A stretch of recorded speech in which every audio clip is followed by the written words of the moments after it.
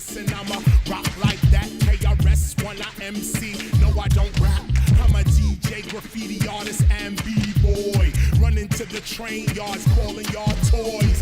This is how I get down. KRS-One, brand new sound. Yeah, we from the boogie down. Some gyal wind up in the dance, but them can't cook a meal. Whoa. Up in the dance, but them can't cook a meal. Some gyal wind up in the dance, but them can't cook a meal. Whoa.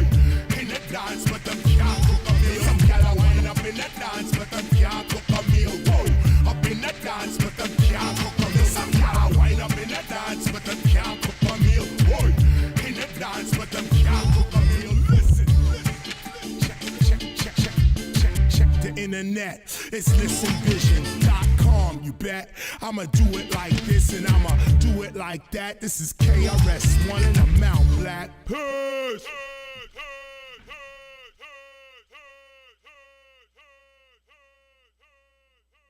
Broadcasting worldwide, this is WLVS.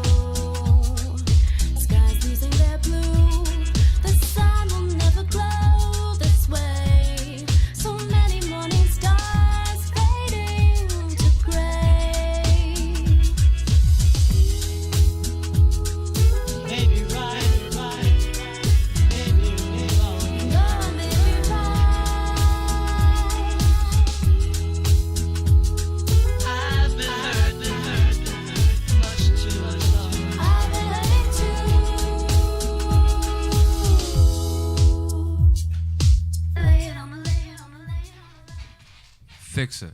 When you say it's over, your heart echoes scenarios. When the wordless pain takes your appetite, no sleep at night, it's got to be fixed. When life seems dry and dead, cold, hard like steel, tie in a knot, give it all you got, like Phyllis Hyman said, persistence, consistence, it's got to be fixed. When you feel like walking away and your weight goes away, stay. Love lasts long when you know it's home, sweet home. No other woman or man can take the place or touch of scent of your loved one's face. You understand it's got to be fixed. Trust comes once in a lifetime, and all your friends' point of view, you thought you knew until you really knew. It's all in the individual, the couple, the love. The answer is D, all the above. My heart has been molested and tested and shaken and taken for a test. Yes, yes, yes. You've guessed the grade on this exam. So take it over again. Don't let true love go. When you know is what you want, fix it.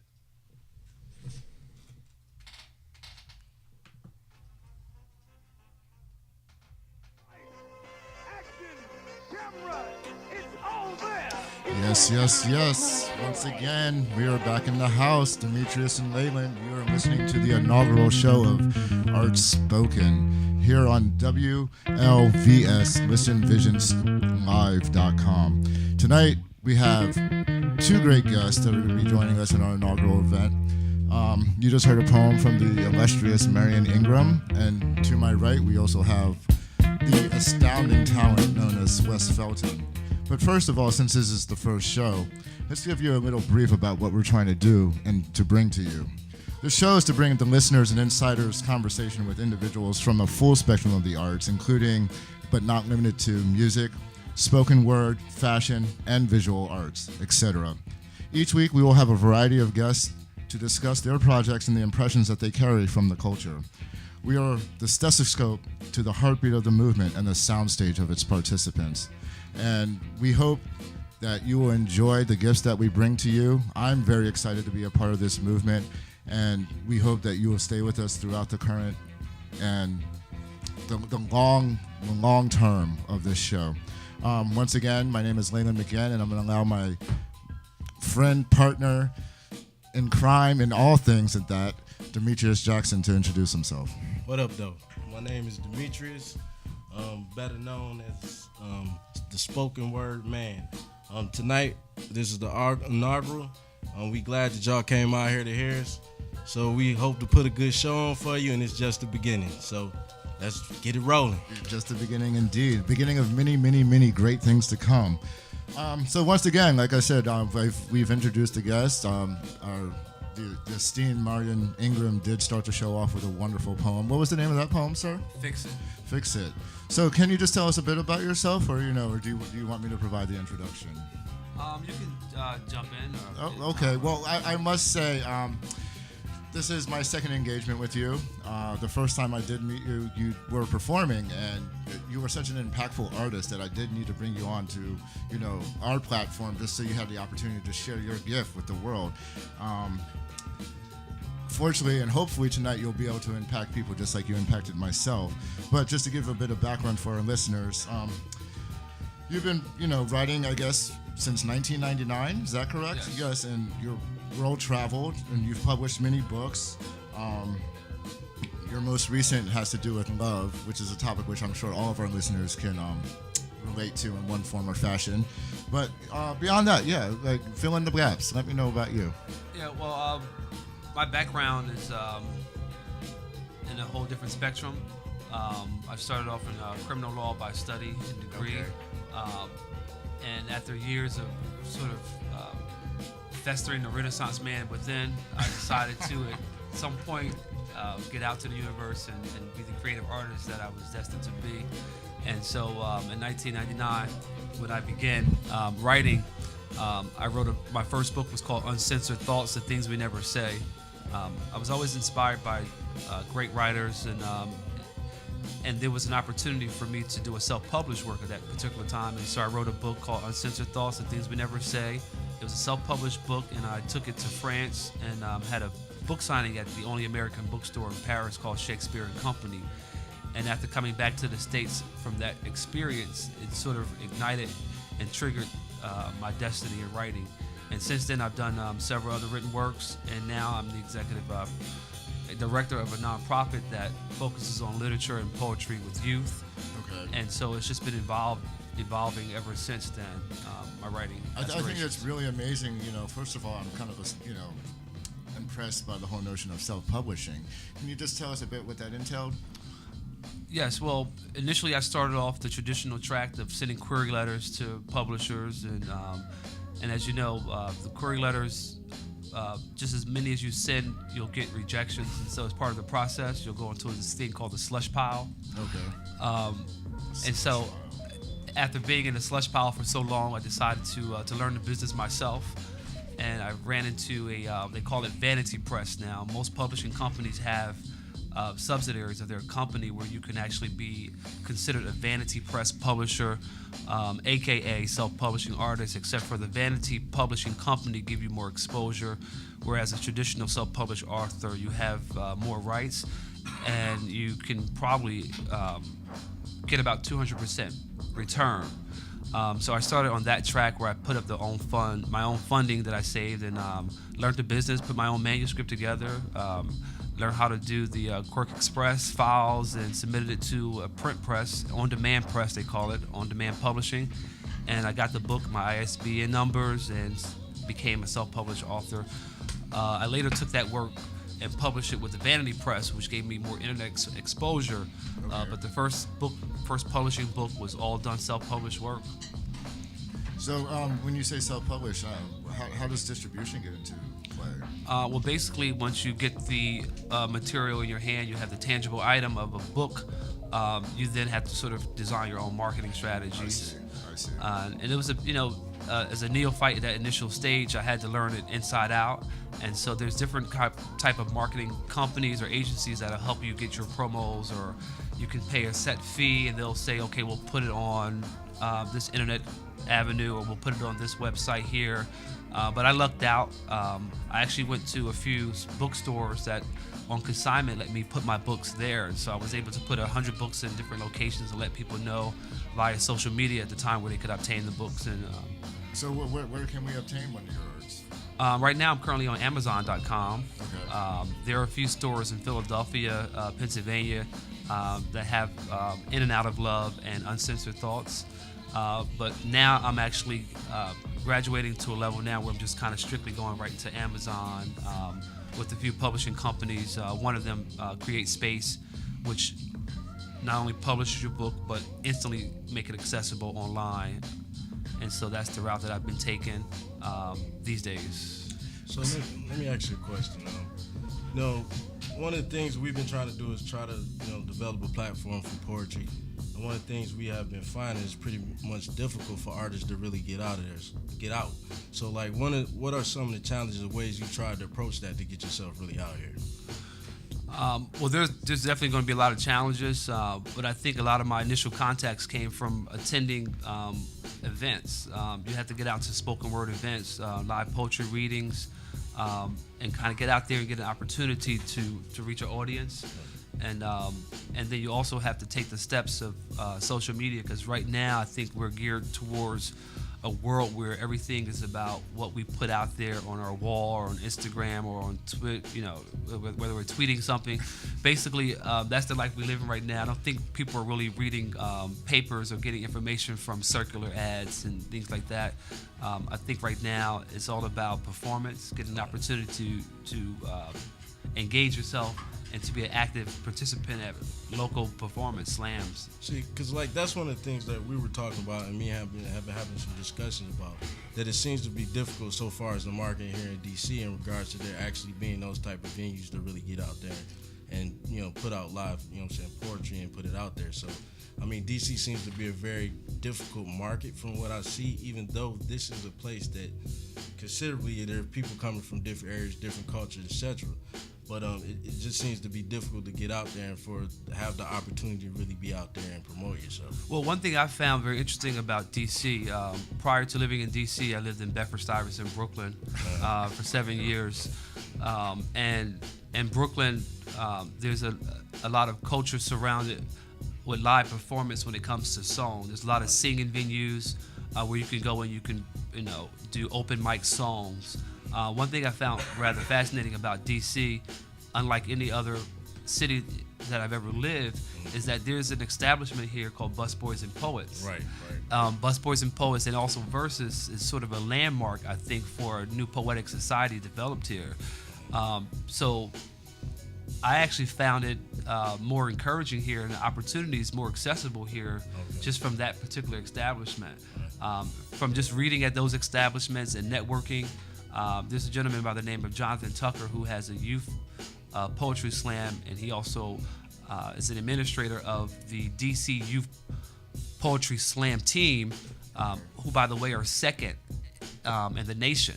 Wow. They've even been to South Africa. I just saw them at the arena 2 weeks ago perform, and the talent was quite equivalent to any adult poetry I've heard in some of New York's premier poetry spots, where even Sonia Sanchez has been on the mic as a. So what are the ages of these youth? And does this tie into your non-for-profit per se? It does. Well, we deal with the same type of demographics. The youth that are involved in the youth poetry slam are generally between the ages of 12 and 17. And I also serve as youth in that area too with my nonprofit, Do the Right Thing. And basically, the slam team is a really vigorous audition process where these youth are selected by their talent and they're judged and based on their performance in order to become a part of the team. And once they're in the team, they're funded by different agencies to help them travel and do different events.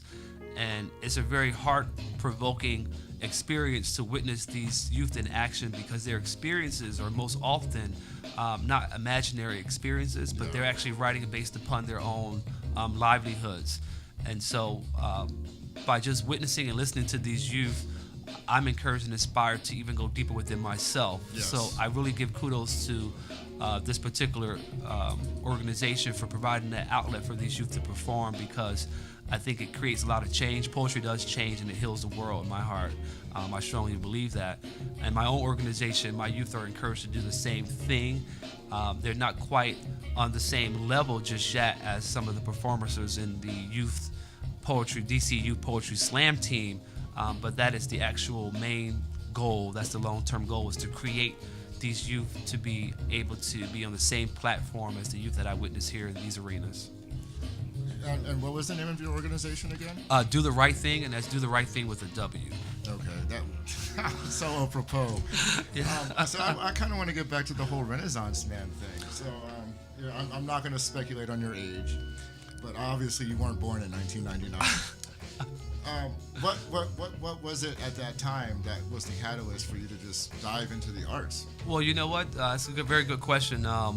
I won't hesitate to respond. I think it was my influence with James Baldwin, Jimmy Baldwin, and Richard Wright. I was always a very avid reader. I don't think there's anything that James Baldwin has ever written that I haven't read. And so I was always inspired by him as a young child. I discovered a book that he wrote while I was in high school called Nobody Knows My Name. And Nobody Knows My Name is a book where James Baldwin left the clutches of the urban ghetto community of Harlem in the early century and moved to France for exile. And he, as a prolific writer, went there, and through reading his material, he had lived such a world that I only fantasized about, and I just had to go there to experience it. So part of my first book, Uncensored Thoughts, I knew that I wanted to write poetry, and I knew I wanted to document it with a book at some point in time. But I think I was so compelled and influenced by his work and his experience as a civil rights activist, as a intellectual advocate for justice and peace. I wanted to follow in his steps and see what he was talking about. And so I actually wrote that book, my first self-published book, to raise funds to support my endeavors in Paris. That's awesome. And so I had a few book signings on the self-published book that I had wrote, and before you knew it, I had the book was, I think I sold it for $12 or $13. Okay. And before you knew it, I had book signings in DC and New York City and Philadelphia and Boston. And I had saved up $10,000 in cash at a very tender age then, and literally just got me a ticket to Paris and stayed at a hostel for a week until I figured it out. And during my first duration there, I ended up staying there for 5 months. And I think what most people around this table can really appreciate is, once you actually do get out of your comfort zone, or the block in which you were raised, and start seeing the world as wide as it is, the limits to your enlightenment is boundless. You speak of James Baldwin and yourself particularly, and our other guests and our other hosts. We've all had the experience and the fortune to get out of this country, and it's so amazingly enlightening to not only our individual selves, but our abilities to influence and affect other people through our works. So I applaud you in that respect. Would you like to perform another, with another poem? Oh yeah, absolutely. I'm going to read another piece called "What Would You Compromise for Love." This is from a book that I wrote recently called "In and Out of Love," which is on Amazon. I consider it to be poetic affirmations, sort of a modernized version of Chinese proverbs. And a lot of this is material that I've encountered or I've even witnessed from those close in my circle. But this piece that I'm going to read from In and Out of Love is called What Would You Compromise for Love? And I think that this is something that we all share at some point in time in our romantic quest or journey. What would you compromise for love? Would you disregard a person's weight if they weren't very in shape? Would you give someone your heart if they could not mentally relate? Would you marry someone who was many years younger? Does your perfect love have a perfect number? Could you commit yourself to someone with no college degree? How about someone with an STD? Would you truly love someone who couldn't spell? How about falling in love with someone who was currently in jail? Would you give yourself to someone that was possibly gay? Would you take whatever came your way? Would you love someone that was short on cash? How about someone who smoked too much damn hash? Would you marry someone who drank too much rum? Would you settle for someone who didn't make you come to the promised land? Would you fall in love with someone who couldn't walk? How about falling in love with someone who couldn't talk? Would you stay with someone in which your family did not approve? How about someone whose job made them move? How about someone who had children with another? Could you tolerate 3, 4, 5 baby mothers? No. Would you stay with someone who had different religious values and views? Would you break a heart for beauty over wealth? Do you need your partner to be in the best, great, good health? Would you give your entire life to someone with no sense of humor? How about someone who had deadly tumors, cancer, AIDS, diabetes, Parkinson's disease, heart disease, speech impediments, unattractive, one leg, one arm, no hair, in a wheelchair, blind, broke, addicted to coke? What would you compromise for love? See, that's truth right there. That's real truth right there. I'm so glad you're on this show, because you're definitely setting a precedent for what we're trying to do. You know, I mean, it's just not about the arts, because, I mean, well, it is about the arts, but the art is the soul, you know, and it takes a soul to recognize art. You have people out here who are naysayers, and I'm sure you've encountered them in your path, as well as Mr. Felton over here, you know, detractors, if you will. But, you know, they couldn't hear a tone if it hit them in the head, you know. And honestly, like, I love your tempo. You know? Thank you. I love, you're very provocative with the words you use, you know, the phrasing, and it's very sincere, you know. I know there are a lot of spoken word artists out there, and I applaud all of them, but, you know, like, you're an amazing talent in that regard. So do you have anything else coming up in the future, like some events or anything that we should know about? I do right now. Here in the nation's capital, I'm trying to establish a few projects. One of my current endeavors is actually I do work with a lot of curriculum that are designed with youth and poetry, but I'm also working with something now called a living storybook. My organization has already published one of the living storybooks at Lincoln Heights. You turn it that way. So At Lincoln Heights. At Lincoln Heights. This is radio you can see. Yes, got it. Public housing community, and our ultimate goal is to actually establish this book at other urban public housing communities. And basically, the Living Storybook is a book about conflict resolution. It's grouped with youth, and the kids are actually depicting a way to solve problems. And the illustration of characters in the books are portrayed by living characters of real youth. Unlike a children's book where you see most of the children's books these days have cartoon characters, but we're actually giving live images of the youth, depicting them, and they see themselves in these particular occupations and careers. They're dressed as mayors. There's a veterinarian, there's conductors, there's a nurse, fireman or firewoman, police officers, and all these youth are living in a particular town where a gold medallion is presented to someone as a very special honor. And of course, all of them want to have this particular gold medallion. And so the story of the book they have to decide and find a way to all be a part of having the gold medallion, where no one's particularly just standing out as the special person themselves. And what we're trying to do now is provide this particular book at as many housing communities, public housing communities across the nation capital as we possibly can. And we're searching for funding and trying to get that on the ball. I think that's awesome. So if our listeners are out there and they're interested in supporting this cause, do they just contact you directly? They can go directly to dotherightthinginc.org, which is our company's website. And I was going to say, when you win your Citizenship of the World Award, or your Nobel Peace Prize, don't forget us. So, once again, thank you for sharing your talent and your words with us. Thank you for having me. I think at this point we're just going to open the table real quick and just kind of get an impression of what everybody thinks about the industry. We've all had our difficulties with trying to get venues, sponsorship, promotion, fans, friends. Mr. Felsen, do you have anything to throw into this real quick?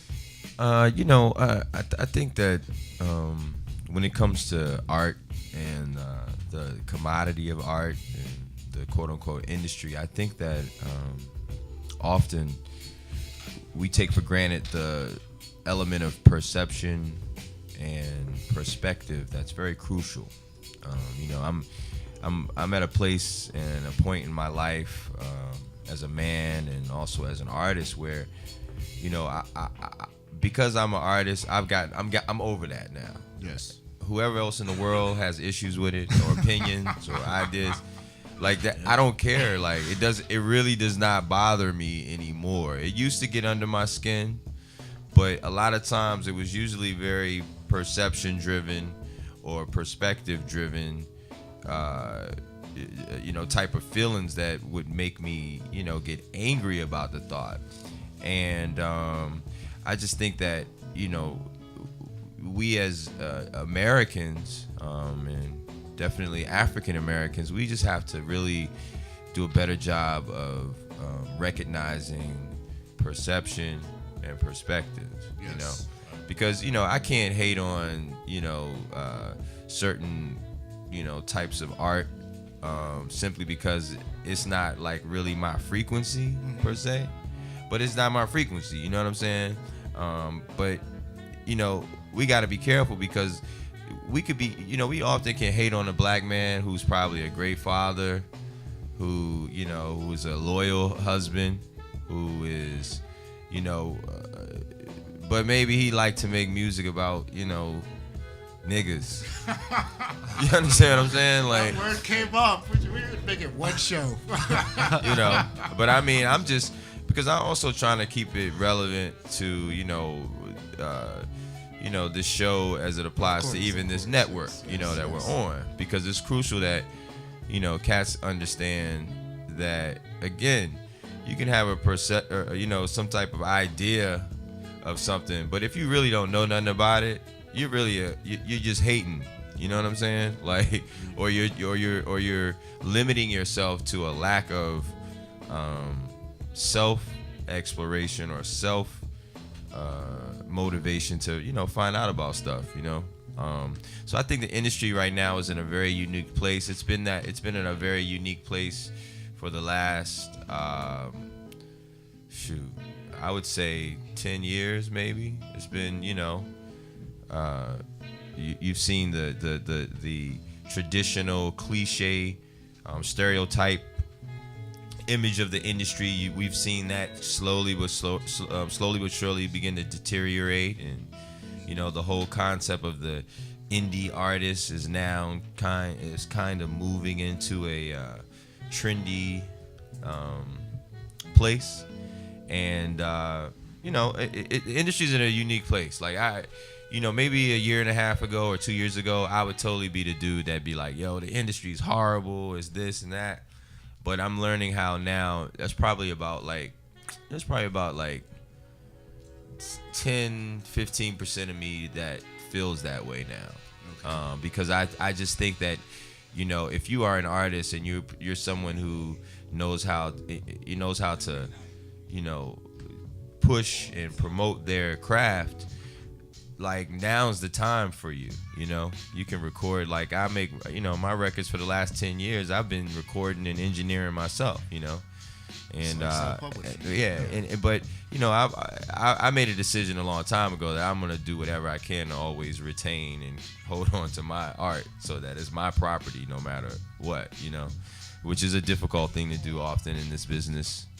You know, if you want to blow up or whatever. But I mean, so I'm not just kind of blabbering, but you know, long story short. But now I'm at a place where it's basically like, look, you know, I heard Prince some years ago, and I heard him say it, and I, you know, went in one ear and kind of out the other, but I thought it's cool.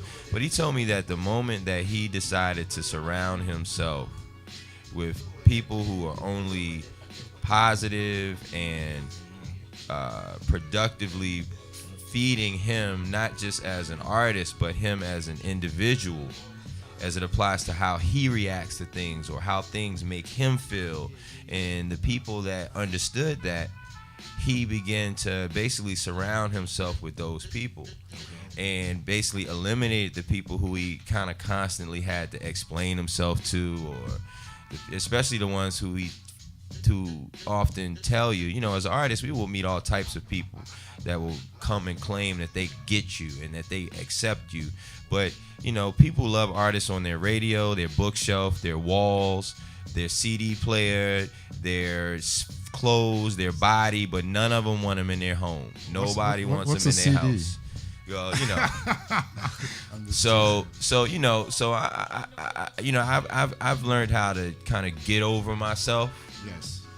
In order to get over the industry and really understand that it's not always about, you know, something being this or that, but it's often the perspective in which, you know, it's being observed or it's being experienced. Because, you know, if a dude got 20 kids and he taking care of his kids and he doing it by making trap music or making music for them to play in a strip club, hey, I'm not going to hate on him, because there's a bunch of dudes out here who are on TV and on radio who got kids and they ain't doing nothing with their kids.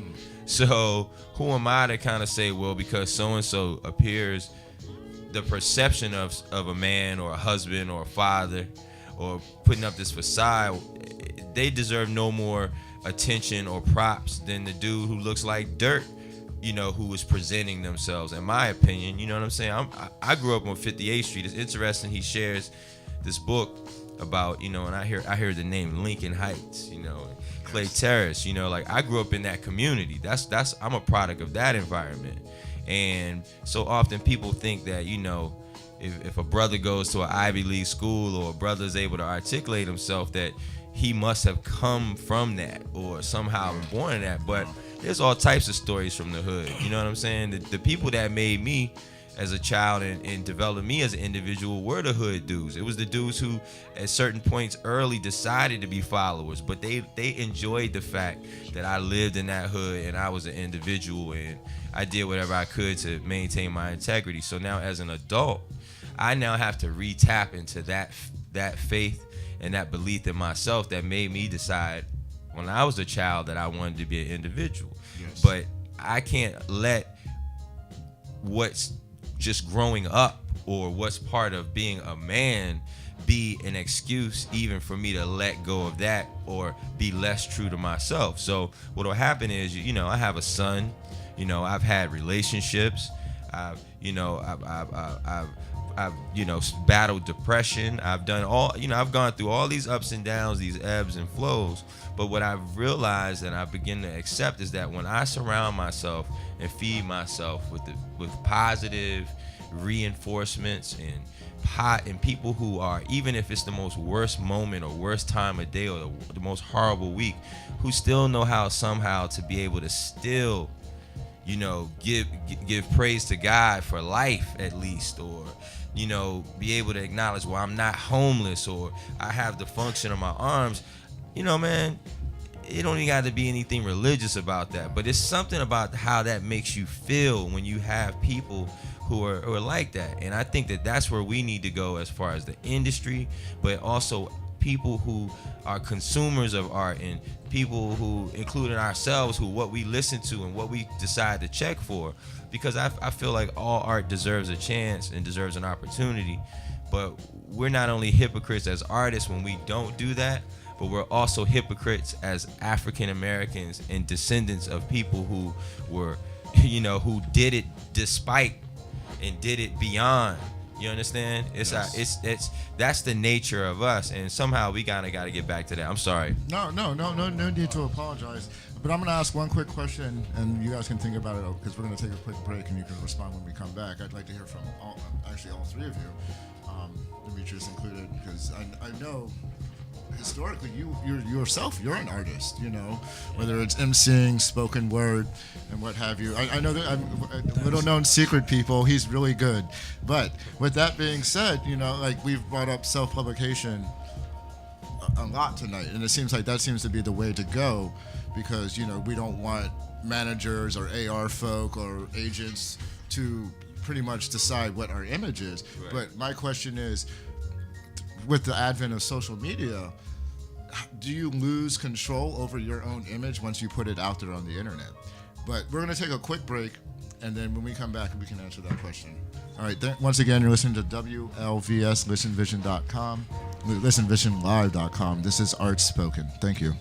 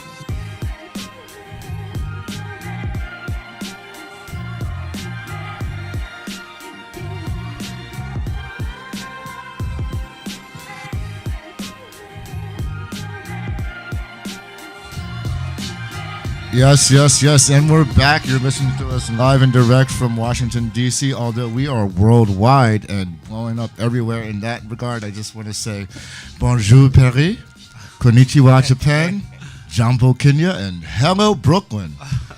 So, yes, indeed. Get on board because we're rolling hard. Anyway, I just wanted to get back on. Once again, if you're just tuning in, we have the multifaceted, multi-talented Wes Felton in the house. We also have the masterful wordsmith, Marion Ingram, who's doing wonderful things besides just writing poems. And, if you need to check him out, just, what's the site again?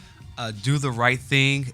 Inc.org. All right, excellent. So before the break, I asked a quick question because I think one of the themes that we were understanding as far as the future or direction of artists enjoying their craft, I should say, just not employing within it, but enjoying what they actually do, is the whole notion of self-publication, And the question I had posed was how, in the advent of social media, Facebook, Twitter, et cetera, Instagram, once you put something out there, how much control do you have over your product? Like, for example, Mr. Felton, you might put a song out and on YouTube, and there's software out there now that can rip songs off of YouTube, or for your example, Mr. Ingram, you can put a poem out there and it might show up on somebody else's, commercial or something to that effect where you don't necessarily have any say.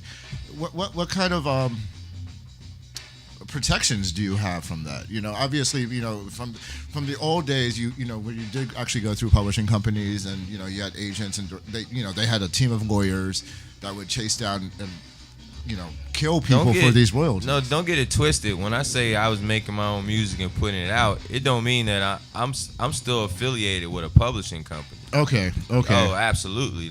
Because it would be silly of me as a person who writes his own music and creates his own music for me not to but just say for our listeners. I'm not no puppet. I'm not. But I'm just saying, that's the other perception of the industry that people have, that people think that they see a cat on TV or they hear a guy on the radio and somehow they think that person even has some type of more control of what they're doing or ownership of what they're doing, and really it's often quite the opposite. You know what I'm saying? Okay.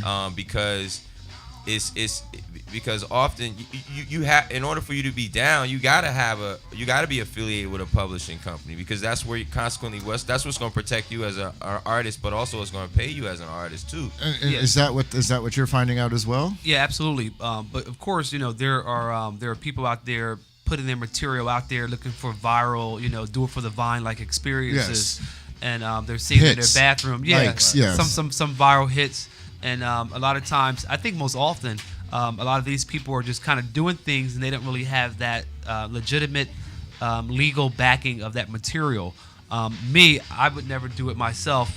There was a time where I was probably, in my earlier stages of using Facebook, would write a poem or something and put it out there on my wall, or would tweet it without having it published. But I learned very quickly when I came home for Thanksgiving one day, and one of my cousins came up and she recited the poem for me word for word. She had remembered it, and she said she wrote it down and gave it to her boyfriend, and he loved it. He thought that she wrote it, and whatever I do, just don't tell him that she didn't write it. So that's crazy. That's crazy. And so even when you're self-publishing, you're going through a self-publishing work, a print-on-demand type of company. Yes. They will give you an ISBN number in terms of literature and writing books, or because I have not only just poetry books, but I've written a book before called The State of America. I'm working on a book now called Black Boy in Paris. Although there's some self-published works, even the print-on-demand and most self-publishing companies will give you the opportunity to have your material copyrighted, because that's just part of protocol before it goes to print. Okay. Now, if you're doing something at Minute Press downtown, quick copy or Kinko's, I would advise you not to go to Eastern Market and sell copies for $5 without having the legitimate copyright. And then even for those folks, there's still the old school version of protecting yourself, where whatever it is you have, mail it to yourself. Don't open it, because in some instances that watermark, that postmark, and that date can at least clarify and establish some sense of ownership and copyright. But if you're in the DC area, or if you're anywhere, I want to put y'all on to the dopest way to copyright your stuff, but I'm not gonna do that. You could actually walk down to the not even that, but I'm just saying, actually, there's a really dope there's a really dope secret on how you could copyright and I'm gonna say quickly a bunch of things one time versus but I ain't gonna even spill the but beans. We're gonna have you back on multiple times, because ladies and gentlemen, the voice you've been listening to, the deepest voice in the house by that fact, is that of Mr. Felton's. That's right. And before we close out real quick, I just wanted to give you an opportunity to introduce yourself, and I mean, obviously you've been talking, man, but my name is my performance name is Wes Felton. I was born W. Ellington Felton. My dad was a jazz pianist named Hilton Felton, who was original Soul Searcher, and he toured and traveled and played with a lot of great artists like George Benson and Grant Green, and a lot of hip hop cats have sampled a lot of his breaks and just all types of stuff. And so what have you been up to? What do you man, I've been chilling. I've been a dad, being a dad. I studied theater at Carnegie Mellon. I started off as a spoken word artist when I was young. I was a teenager doing it. I at a time period when a lot of my peers definitely weren't checking for that. I was one of those dudes that was always in the Cold Train while the other kids were checking for New Edition. You know what I'm saying? Sometimes it's the Cold Train. But I like them both. So that's how I started getting down with people like A Tribe Called Quest. I always joke with people where, like Cold Train and like New Edition is like, that's who Tribe Called Quest is to me. Like they're like a merging of that. And I think if that makes sense in some weird kind of way to somebody. Well, that's the thing. I think the listeners of our show would definitely understand that. Yeah. So tell us about your newest project, which it's Imagine the Future. Yeah, I got a project that I've dropped very low key in this past August called Imagine the Future. It received 11 Grammy considerations this year. What I wanted to do was, when my son turned 10, I felt like I had put enough time into his, what I wanted to do or what I envisioned of my relationship and developing my relationship with my son. I made a conscious decision that when he turned 10, I was going to kind of reinsert myself back into the performance arena or public arena more consistently, and we wanted to do it with this record called Imagine the Future, where it's my version of what I think is a radio record, because like I mentioned, things are often perception driven, and again, I think it's frequencies. That's what it's really for me. So we made this record with a very talented artist named Kenny Allen. Produced it entirely. He's actually an artist that's originally from DC as well, who moved to Ethiopia 8 years ago and never came back because he was ready. He was ready for it. He was ready. He just asked me if I was ready to do my thing. So that's amazing how you can kind of like be in mid convo and then someone shares a note with you and then you're like, next thing you know, you're reading the note. But he did this record, and we just wanted to make a record that people have never heard. I'm a very prolific person. I'm not ashamed to admit that or say that. People used to make me feel really self-conscious because I have like over 20-something records, but I'm learning how to even be proud of that. We're totally running short on time. So my man got the track set up. I see family that's came in the building that's about to do their thing. So let's do it. Bless our listeners. So this quick. is a song called Real Monsters that's from Imagine the Future. So hope you enjoy it. Check it out. 1, 2. Some more of that good DC. That good DC. Listen. Let me tell you about some real monsters. Not the devils, not no zombies, not no mobsters. They eat chitlins, chicken wings, and even lobsters.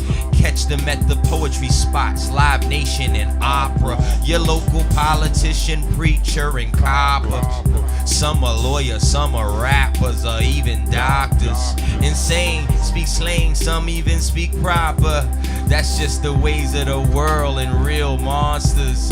The real monsters, there you go, over there, see them, athletic, so entertaining, your kids wanna be them, they sacrifice creative freedom for coliseums, think they royalty with no loyalty or allegiance, just supply and demand for all of the heathens, misguided with misguided, the blind doing the leading, laid out for the slaughter, they the only ones eating, brainwashing all your daughters, the family's no longer teaching, families no longer speaking unless they fucking tweeting. While the monsters is sitting around in they ad meetings, debating who's worshiping who, the following weekend, or the next American false idol that they can try to sneak in. Speaking of sneaks, did you get them new LeBrons yet?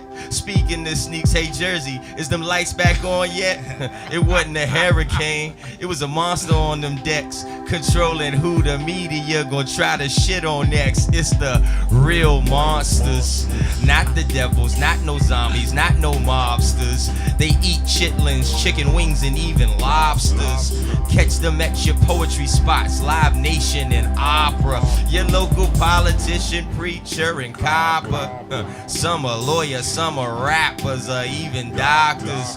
Insane, speak slang, some even speak proper. That's just the ways of the world and real monsters. The real monsters. There you go. Over there, he can see you. Unlike you, he don't wanna be you. A lot of monsters, they're very see-through. They feed you garbage so they can keep you under wraps, so they under wrap. Come and go like a thunderclap. Wear their shades inside, hide their eyes and hide under caps. Have you ever wanted that moment when you wanted that hit that make you more important than working at a laundromat? Yeah, they got that dope. It looks attractive, but mine's is better. Don't mind the package, a different tactic to make you more proactive. Buzzer beater, overtime. Why you still talking about practice? That's the breaking point, the monster's waking. Got a whole planet for my taking, but you can't take nothing by ever faking. I warned you, now run along, cause monsters don't have patience. I'm a real monster. Not no devil, not no zombie, not no mobsters. They eat chitlins, chicken wings, and even lobsters. Catch them at your poetry spots, Live Nation and opera. Your local politician, preacher, and copper. Some are lawyers, some are rappers, or even doctors. Insane, speak slang, some even speak proper. That's just the ways of the world and real monsters. The real monsters. We done outlived lynching, outlived slavery. Niggas think stop snitching is a sign of bravery. We done outlived lynching, outlived slavery. Niggas think stop snitching is a sign of bravery. It's them real monsters, not the devils, not no zombies, not no mobsters. Yo, you can cut it, you can cut it, you can cut it. That's the general point of the song. Wow. You got and since y'all was, and I know we got to wrap up, but since we talking about the industry, that was just a culmination of me. I've been fortunate to be an independent artist who's worked with everybody from, you know, Chris Rock to Raheem Devon to some of the most obscure artists like a Musino or a Wayno or Cy Smith, and I've been able to actually be around in environments and be in meetings and hear these guys, and really these motherfuckers really don't care about you, or your family, or your children, or the results of what your children will do because they let a record be produced mass chords that influence them to do that, like straight up. Okay. And so it's crucial that we kind of start calling out these monsters, and we start identifying the true enemies, and really connect with our people, man, and get back to, you know, where we were and where we were headed, because we're just completely off track, and we got to pull the veil back, and we got to, you know, it ain't about being disrespectful or calling cats out, but really just making it clear, like, look, that's fake, this is real, you are in reality, so you should want to be down with more of the shit that's your reality. Cause ain't no niggas pushing no Bugattis and no whatever, you know, no whatever the hottest shit. Cause I never use cars to try to impress nobody. I always got attention. Yourself. So I don't even know what the fuck the name of a fancy car is. But ain't nobody driving them junks up. Ain't nobody driving them shits up and down New York Avenue. You know what I'm saying? All right. Excuse my language, No, but like you know Lauren, what? But that's the beautiful thing about being on the Lauren internet. Hill said, You know, sometimes like, you gotta throw a motherfucker in there for an ignorant FCC nigga don't to live hate. here. That's FCC it. don't live here. I thought that was very tight because basically you just took the transparency with mentors and, you know, identified the real monsters. Yeah. All right, so gentlemen, you know, like an hour is never enough. Mr. Felton, Mr. Ingram, we're definitely going to have you both back on. You guys are definitely rock stars in my book, and I hope our listeners really appreciated the gems you dropped tonight. Once again, ladies and gentlemen, you're listening to the inaugural event of ArtsSpoken on WLVSListenVisionLive.com. We hope that you tune in every week, because every week's going to be like Christmas, and we're just be opening presents of, you know, joy and Good artists, man. and like we putting them out there. Yes, for y'all. yeah. You know what I'm saying? Like You ain't even- we're coming. We're coming. Be ready. Tell your neighbor. Tell your grandma. Tell your son. Tell your daughter. We're hot. ArtsSpoken. Thank you. And I'm back. Just so you know, I'm a full-time artist again. So y'all better watch out. Like Detroit East Side, man. You will be back. You will be back. I'm drawing a line. I'm drawing a line between good and evil. And you know what? We have so many sponsors to thank that we'll do double time next week. But God bless you all. Thank you.